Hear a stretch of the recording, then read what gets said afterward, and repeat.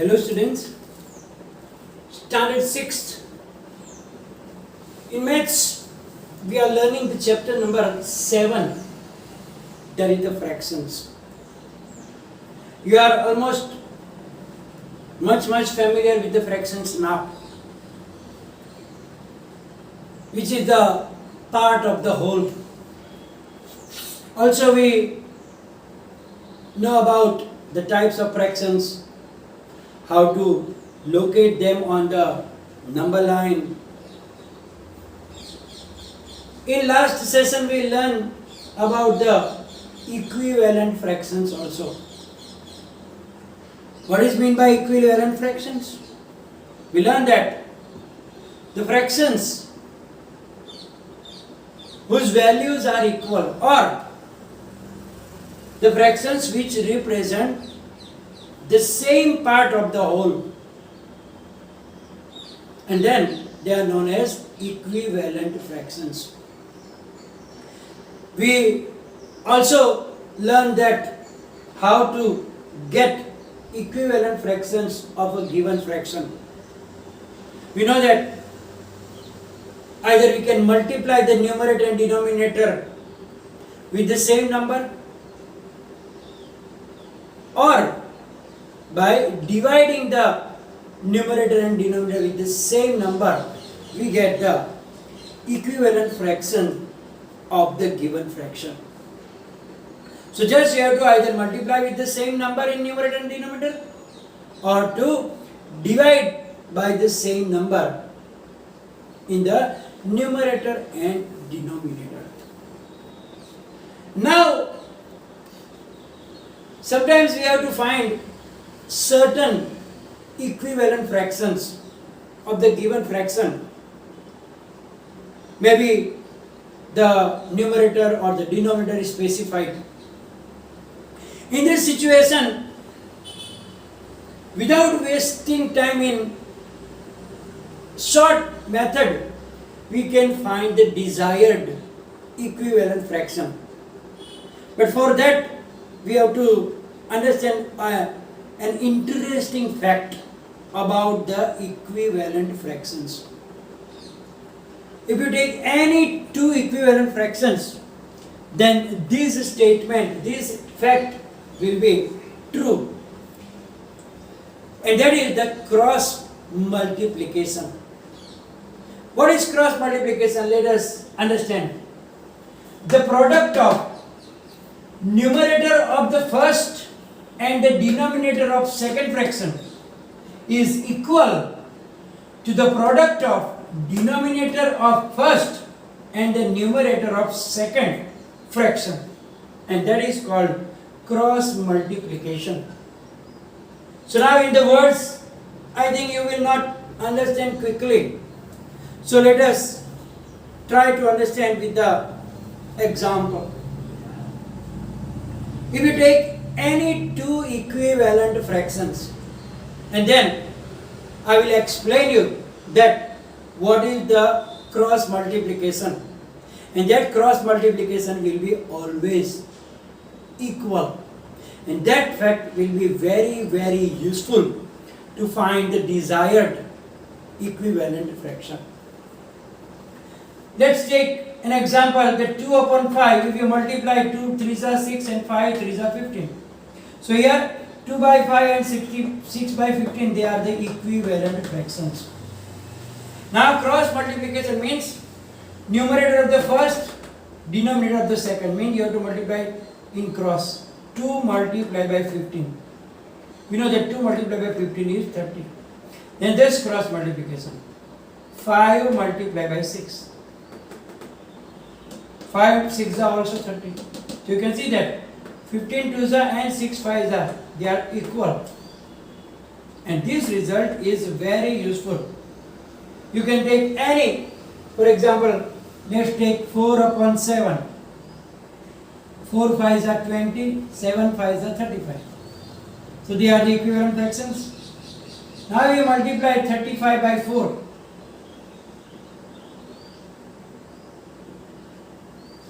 140. 27s are 7 multiplied by 27 to the 40. So also 140. So as I told you, this statement is true for any of the equivalent fraction. Doesn't matter, there are big numbers also. And this method is known as cross multiplication. Means those two and those two. Like that. I am not making the cross, but you have to understand that you are multiplying in the cross. So the numerator of the first fraction and denominator of the second fraction, you have to find the product. So 2 15s are 30. Similarly, denominator of first and numerator of the second fraction, that is 5 multiplied by 6. And you can see that always it will be the same thing. Now as I told you, this result is very useful to find the desired equivalent fraction. Let us understand with the help of the example here. Find the equivalent fraction of 3 upon 7 with denominator 21. It means that we have to find the equivalent fraction of 3 upon 7 whose denominator is 21. So in place of the numerator we just bring the box. If you don't want to put the box, you can use any letter like X, Y, Z also. So now we know that by this fact that the cross multiplication is always equal. So 3 multiplied by 21 is equal to 7 multiplied by block. 3 multiplied by 21 is equal to 7 multiplied by block. Now here 21 is the bigger number, we can find the product of it, means 3 7s are 21. So in place of 21 I write down 3 7s are. Why? Because there is one factor 7 here also. So now what did I do? After that I multiply 3 3s are 9 into 7 is equal to 7 into block. And we know that 9 multiplied by 7 is equal to 7 multiplied by box. Then what will be the value of the box? Obviously it is 9, because we know the properties of the numbers, that when we multiply any two numbers, order is not important, commutative property.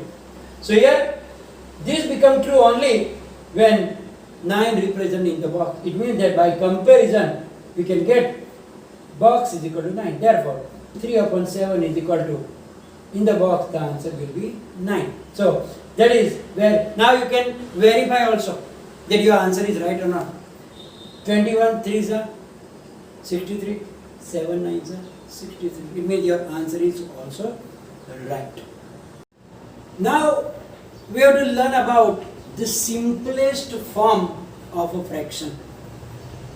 Because sometimes what happens, the fractions are not in its simplest form.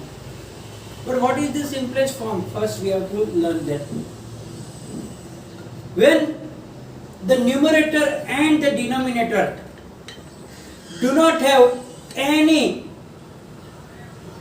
factor common except 1, then that fraction is said to be in its simplest form. As I told you, a fraction is said to be in the simplest form, or you can say lowest form also, when if its numerator and denominator have no common factors except 1. Means they should not have any common factors, only the 1. For example, let us understand, consider the fraction 32 upon 40. Now you can see that it have a common factor 2 also, because we divide 16 2s are 32, 22 2s are 40. So it is not in the simplest form. So now we will try to find its equivalent fraction such that the numerator and the denominator will not have any common factor except 1. So only 1 should be the common factor of numerator and denominator. So 32 upon 40. Let's divide both by 8 because we know that 8 is a factor of it. So 32 divided by 8 upon 40 divided by 8. 8 fours are 8 fives are. So 4 upon 5, which is the equivalent fraction of 32 upon 40. Now 4 and 5, do they have any common factors except 1?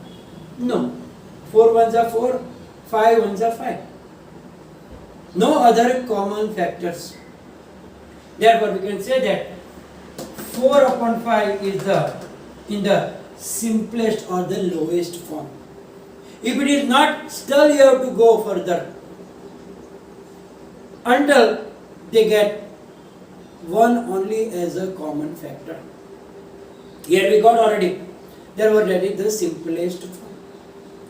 Because in the mathematics, when you are working with the fractions in the sum, generally the last answer must be in the simplest form.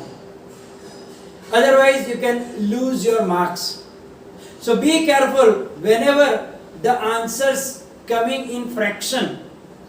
Make sure that you find the simplest form of that fraction as an answer. Let us understand how to get the simplest form.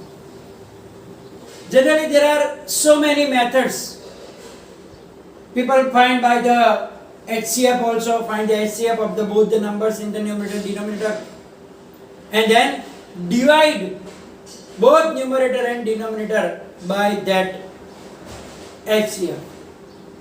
But I am explaining you that rather what you will do, you will find the prime factorization and then put that factorization and cancel the common factors. That will be the best way. Therefore, I am explaining that in this. Try these questions. So let us see what is there in the try this. Write the simplest form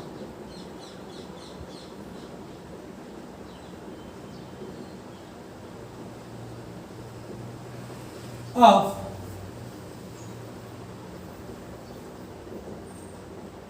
first one. First one is 15 upon 75. So now factors of 15, prime factors are only 3 5s are 15. And 75, 3 multiplied by 5 multiplied by 5. If it is a bigger number, you can do like that in your rough page also. 3 2s are 6, 3 5s are 15, 5 5s are 25, 5 others, so 3 into 5 into 5. You can do directly or in the rough also.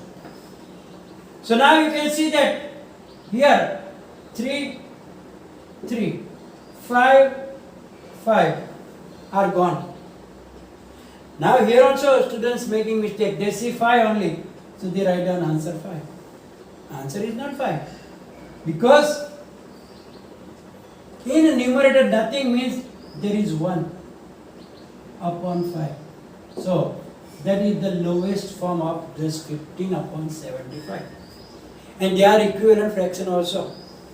15 5s are 75, 75 1s are 75 by cross multiplication. That we learn now. So that is the way you find the simplest form. So best way is write down the prime factorization.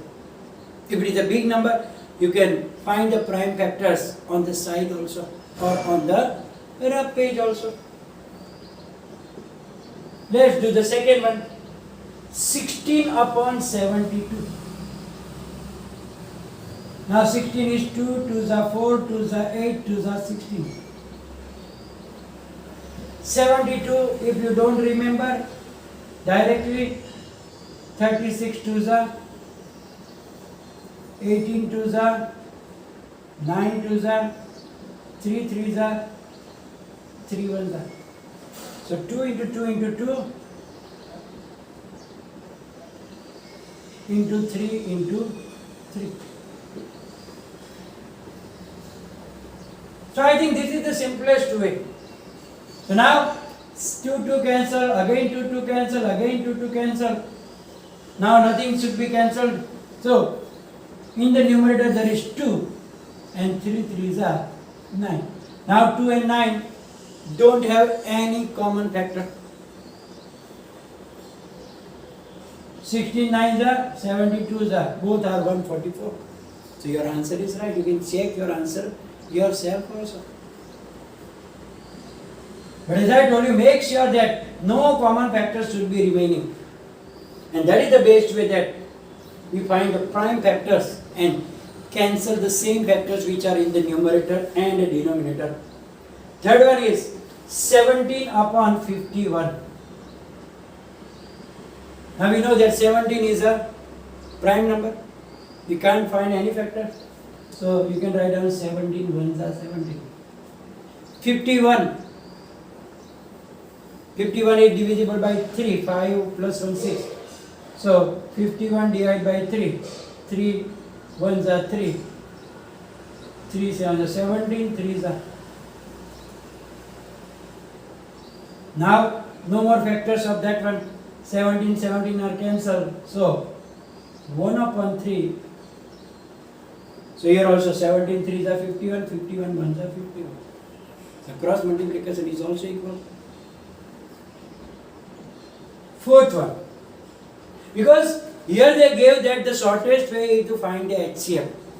But how do we find HCF? For that we have to do the prime factorization. So rather write down the prime factorization and cancel the equal factor. That will be the best way as per my knowledge.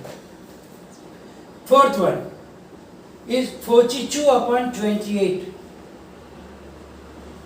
42 upon 28. 41, 42, right. So now 21 twos are, 3 sevens are and 7 ones are. So 2 multiplied by 3 multiplied by 7.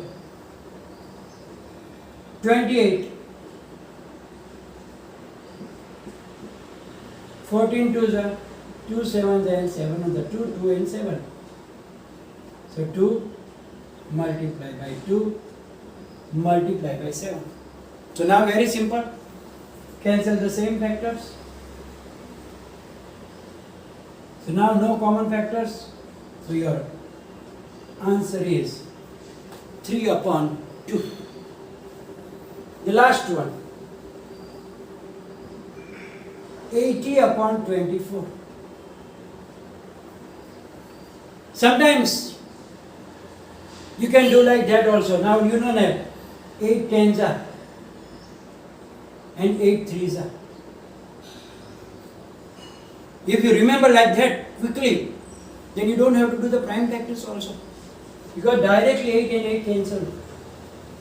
Now 10 is 2 5s and 3 is 3 ones are. So no common factor other than 1. That's way also you can do it. Not necessary to find out the direct all the prime factors. But if you remember like that, sometimes the 10 means 8 tens are, 24 means 8 threes are, 8 is the common factor, you can cancel it and check if it is common factor, but there is no common factor. So by this way also you can find the simplest form. So whenever you do the examples, like in the next we will learn about the addition and subtraction of the fraction and so on, in which at the last you have to write down the answer always in the simplest form. So you should know how to do the simplest form. So here we are going to finish the session. It will be followed by PDF, and there is any query, write down in the comment section. Thank you very much.